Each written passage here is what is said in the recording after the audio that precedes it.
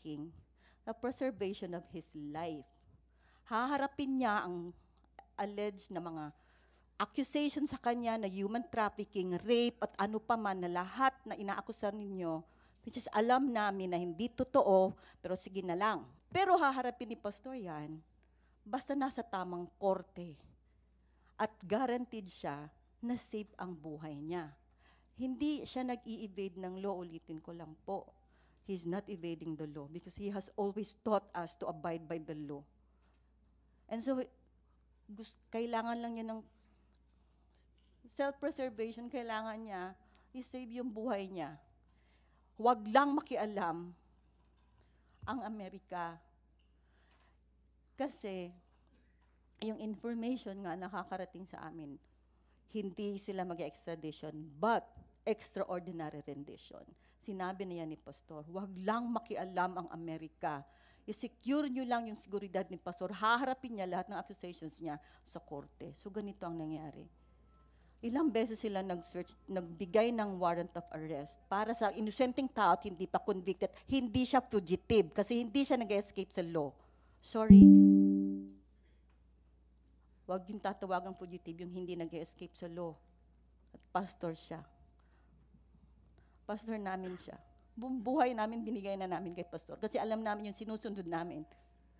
And that June 10, I was there. We were there. And never have we felt so brutalized and terrorized on that day. Hindi kami sanay kasi we have lived peacefully. Lahat ng turo ni pastor, pagmamahal, pagsusunod sa batas.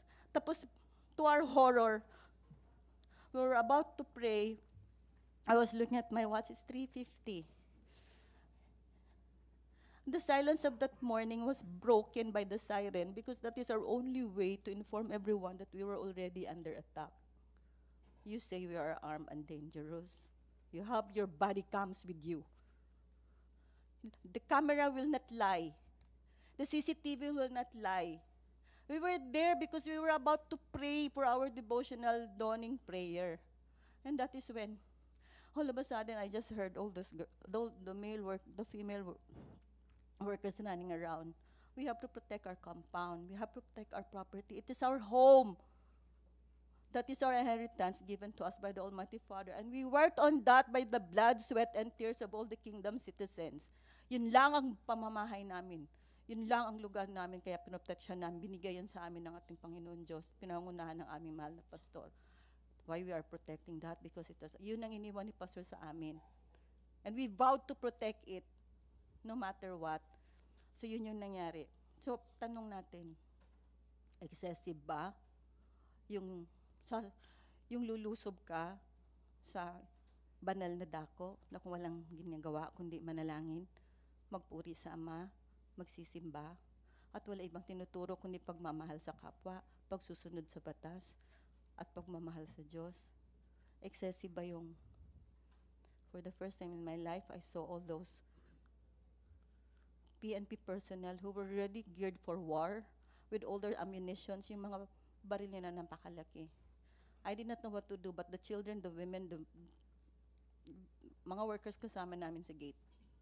Later on, Carlo will also relate what happened that day.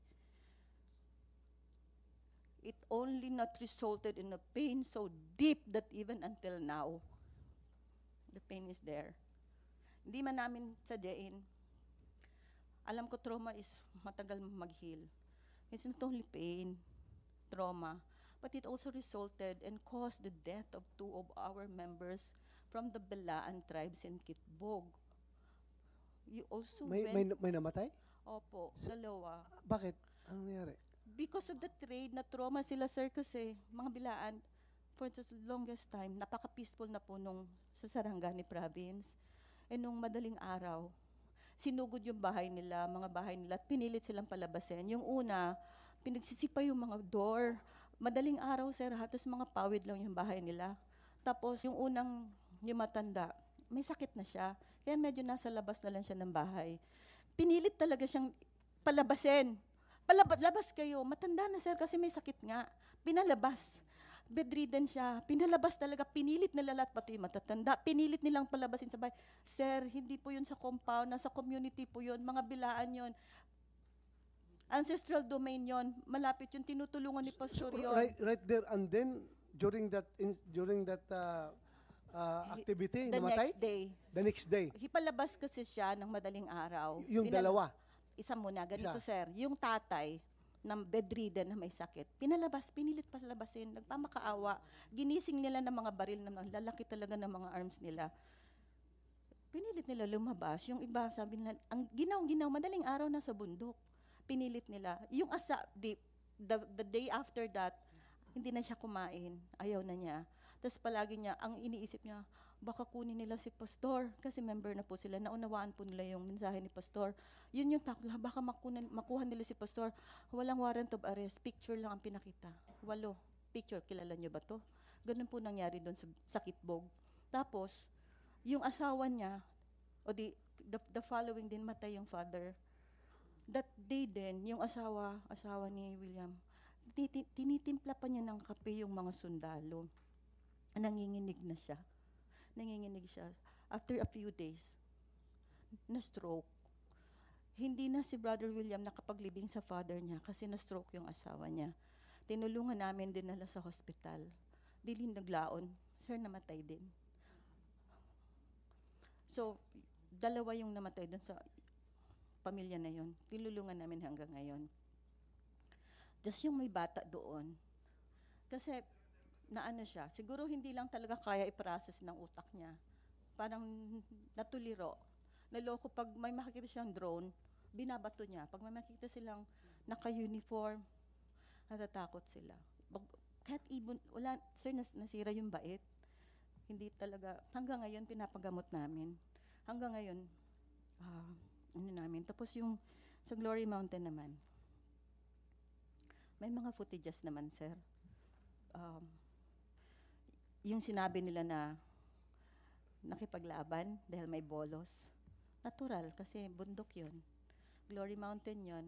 After ng prayer, nagpa-farm sila, nag-garden sila. So, dala-dala nila yung pang-farm. Bigla ang sinabi nila, ibababa kasi papamedico legal, yung 6 with minors pa. Pero pagdating doon sa Kalinan Police Station, nagtaka na lang yung guardian, pinasuot na sila ng orange. Kinunan sila ng mugshot. Sir, mga innocent yun kasi mga ano din yun, nasa tribo din yun. Tinutulungan lang ni Pastor doon sa bundok. Ganun po. Hindi man lang binasahan ng Miranda rights or what. Ganun lang. Ilan yun? Ilan? 6 po. 6. Opo. Marami pa, 6 lang lahat. Kinasuhan. Opo. Pinasuot ng orange. Nasaan sila ngayon? Nandun pa rin po sa Glory Mountain, pero nandito po yung witness. Kasama po namin. Nag-post sila ng bail? Paano sila nirelease? Ordinary filing lang po yun. Tapos nirelease din lang po sila, sir, nung hapon. Okay.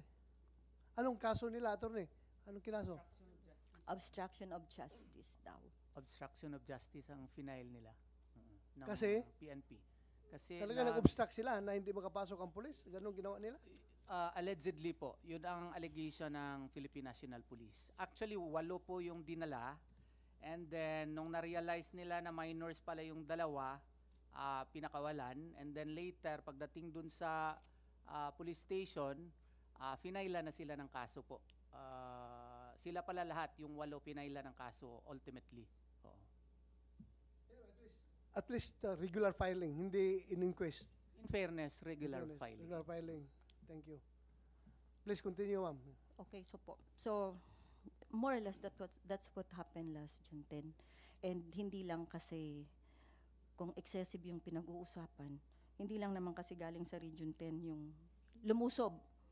10, 11, 12, 13. So, I think yun nga, sinabi na pinagplanuhan, pinag-isipan. At yung nangyari doon ng June 10. Kaya, hinihiling lang po namin sa mga honorable natin na mga malaki po yung respeto namin sa mga police. In men in uniform. Pastor has so much high regard for the men in uniform. And we have supported the military and the police ever since.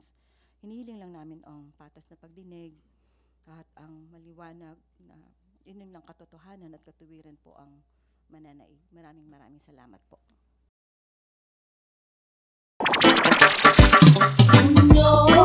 May hulanong salita na ang ibig sabihin dito ay ang pagkakaisa. Bunyog Party List. Halika na, Bunyog Party List ka na. Halika na, Bunyog Party List ka na. Sa susunod, ang atinang suportahan, Bunyog Party List, nagtataguyod ng katotohanan, lumalaban para sa bayan.